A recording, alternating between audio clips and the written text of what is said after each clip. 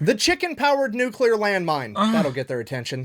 Yay! What? Alright, here's the deal. What's going on? Upon a time on April 1st, 2004, the British government, aka America Original Recipe, came out and declassified a bunch of documents from the Cold Chicken-powered nuclear landmine? War. Among those documents were those pertaining to Operation Blue Peacock, more commonly referred to as the chicken-powered nuclear landmine. And I know April 1st?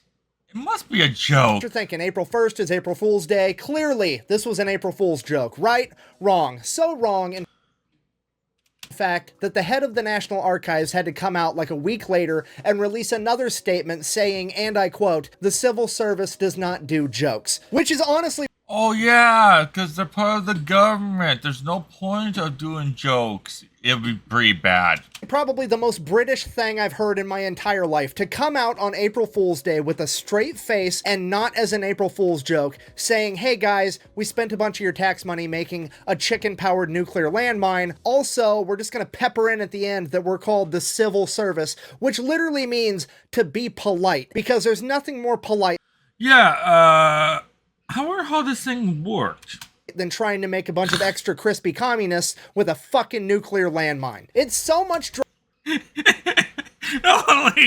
think the Americans would be the only one thinking of it? dry humor that it's physically painful. So what on earth would compel the British government to make such a foul weapon? I don't care. I'm proud of that dad joke. I think it was impeccable. Jesus Christ. Real quick, this video does have a sponsor because, well, we're talking about killing animals, which means that PETA will be coming after me with their cool, clammy, iron-deficient hand. PETA, oh, you mean them guys who will take your stray cat and then kill it beforehand when they say they're gonna bring it to another home, but actually they're gonna shoot it in the head afterwards? Hands. Don't touch me! Get your slimy Because they're told to kill the animal immediately? souls off me! So this video is brought to you by AccuFire Technology. They've got all different types of optics. They've got red dots. They've got variable zoom rifle scopes. I just picked one of those up for myself. They even have this super cool clamp-on thermal optic that I got to shoot last time I was down in Texas. So if you are looking for any of those things, I would highly recommend AccuFire Technology. Back to the video. The last ones who I would trust my ammo with, say if I was gone, is PETA.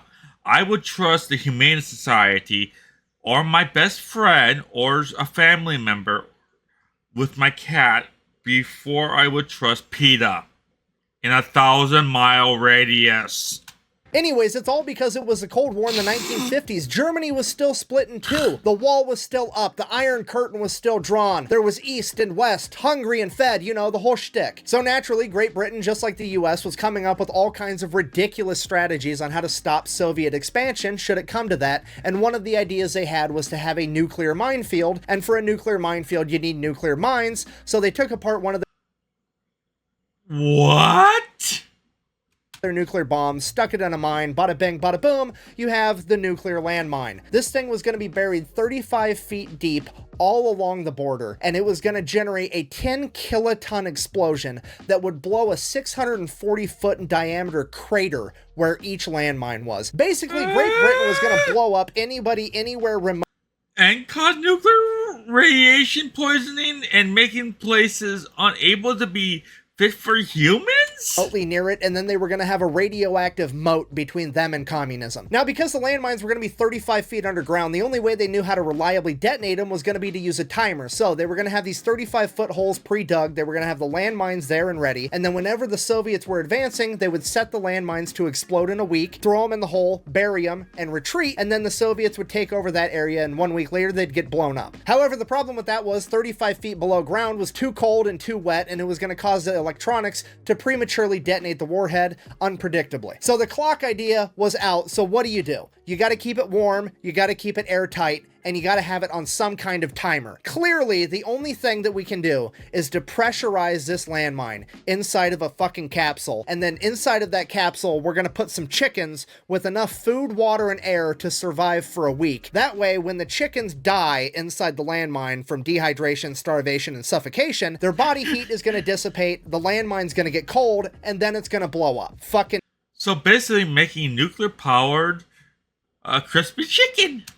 science, I guess. This is the craziest fucking quack bang in the history of humanity. If you think Schrodinger's cat is interesting, fucking Britain's chicken landmine blows that shit out of the water, okay? You're not gonna have to guess whether the chicken is alive or dead or both all at once. You're gonna fucking know when the chicken dies, okay? Could you imagine being a Soviet soldier hanging around thinking about eating lunch or, you know, whatever communists do? It's been like 6, 7, 8 days since your last big offensive when you took some land, and then all of a sudden all you hear is we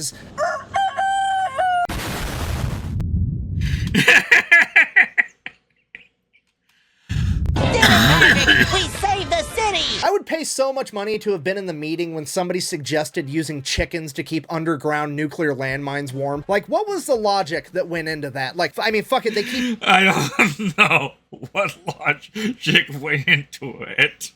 Eggs warm, they should work, right? Thankfully for all of us, however, these weapons were never actually used because somebody with some common sense chimed in and was like, hey, maybe we shouldn't be leaving nuclear booby traps all over West Germany. And then apparently everybody came to their senses, said, yeah, that's probably a good idea. I presume muscle memory then kicked in for the British because they took the only remaining prototype and put it inside of a museum. So yeah, that's it. That's really all I got. I guess in conclusion...